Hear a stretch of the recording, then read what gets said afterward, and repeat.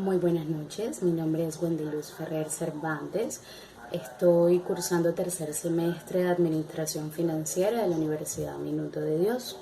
En este momento vamos a proceder a realizar el desarrollo de la actividad número 1 de nuestro programa de desarrollo social contemporáneo. En este momento vamos a conversar acerca de los hitos históricos del modelo de desarrollo dominante y la implicación que tienen estos en nuestra sociedad actual y en el transcurso de la historia. Primero hablemos de qué es desarrollo. El desarrollo es un concepto que se llega a comparación y oposición entre países, sociedades, es decir, que cada quien tiene una visión distinta. El desarrollo es el resultado de la imaginación de unos y de otros. Esta imaginación resulta detrás de una historia social, cultural o material.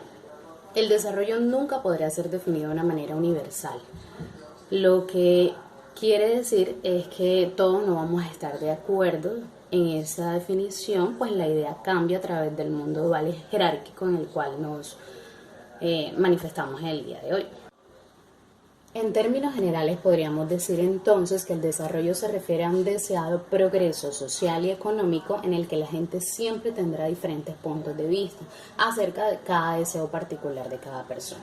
El día de hoy vamos a estar hablando de la teoría o del modelo de desarrollo dominante. Este va correlacionado directamente con los países inferiores, que son los dominados por los países superiores. Vamos a tratar de una línea de tiempo histórica de este desarrollo dominante. La invención moderna del otro, como inferior o bárbaro, comienza desde el siglo XVI, durante la época de los descubrimientos, durante los periodos de la conquista y de la colonia. Los territorios conquistados se transformaron en periferias, es decir, en una metrópoli, en un gran centro. En 1533 se da el traslado de Tordesillas entre las monarquías de España y Portugal.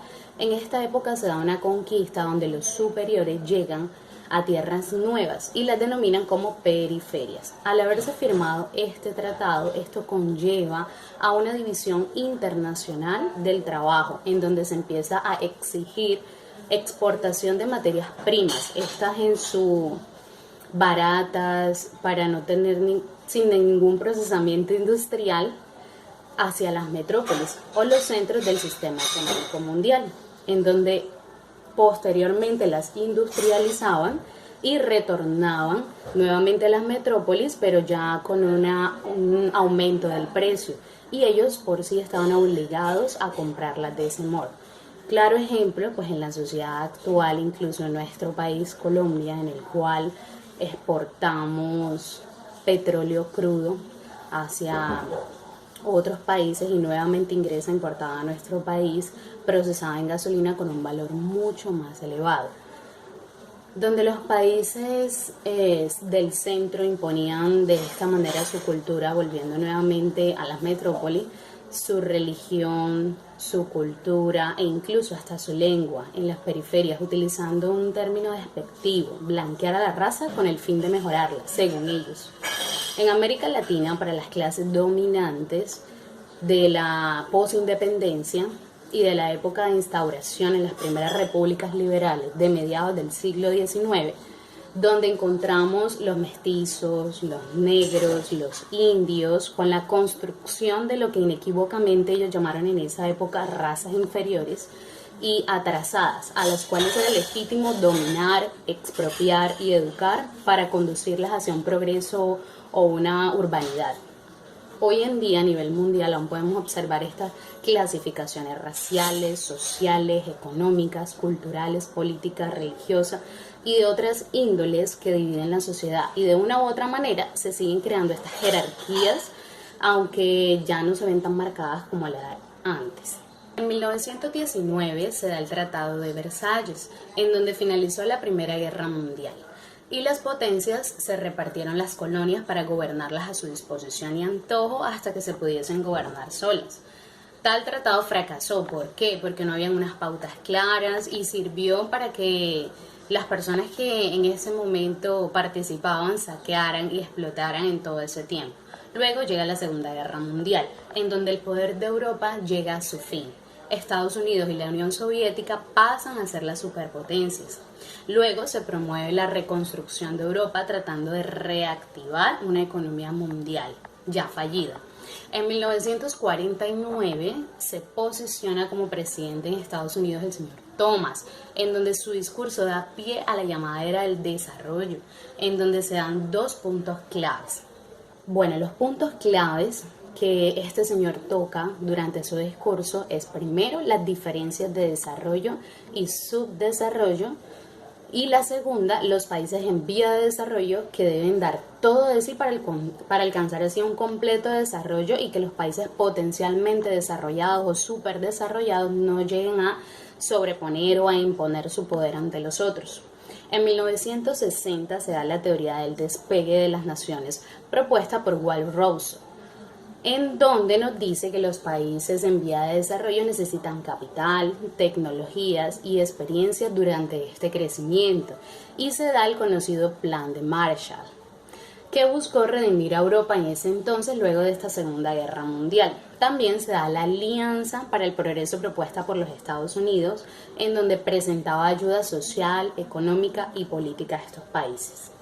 Si hablamos de cifras, la proporción de países desarrollados y subdesarrollados, la experiencia es elocuente, demostrar que la división internacional del trabajo, que ha permitido esta expansión de un capitalismo, ha permitido aumentar más la brecha que hay entre estos países ricos y pobres.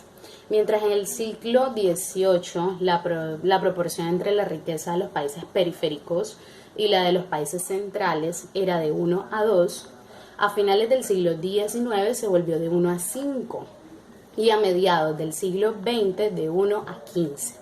Esta distancia fue de 1 a 45 en 1980, según SETI en el 2006, un estudio realizado. El punto de partida para el desarrollo, podemos decir entonces que consiste en asegurar la apropiación privada de todos los recursos que se puedan resultar rentables a cualquier agente del mercado, es decir, individuo, empresa, que tenga suficiente capital.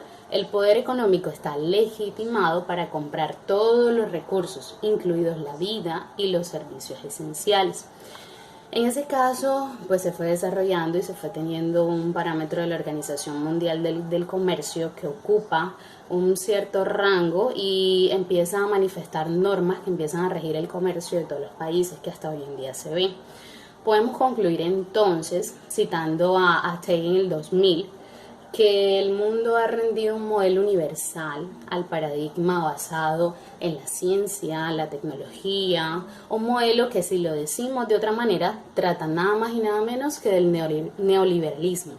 El neoliberalismo se ha vencido a nombrar también como pensamiento único. Consiste panorámicamente en la liberación de la economía, una economía de mercado enfocada pues principalmente en modelos de desarrollo, como son la modernización, la competitividad, la mundialización, concentración de lo público en un mercado, en una primacía monetaria, desregulación, desarrollo tecnológico y empresa, un avance empresarial impresionante.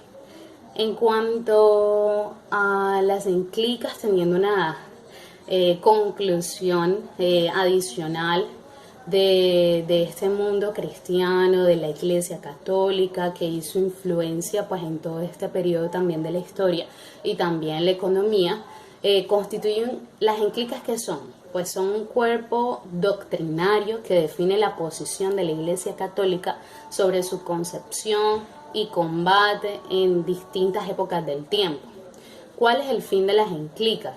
Pues conservar los dogmatismos religiosos, criticar las diferentes acciones, sean políticas, filosóficas, con el fin de empatar sus dogmas para así influir en la política social en constante evolución, para no alejarse de la nueva realidad de un mundo insostenible debido a la evolución constante de la ciencia y la tecnología. Podemos mencionar algunas, pues hay muchos documentos hasta la fecha que se pueden observar en la intervención de la Iglesia a lo largo de estos hechos importantes de la historia. Resalto una muy importante del fallecido San Juan Pablo II, escribió 14 encíclicas referente a la defensa de los derechos humanos. 10 años después se dictó y se propagó la Convención Americana de los Derechos Humanos. Eso hizo parte del pueblo, hizo un cambio mundial.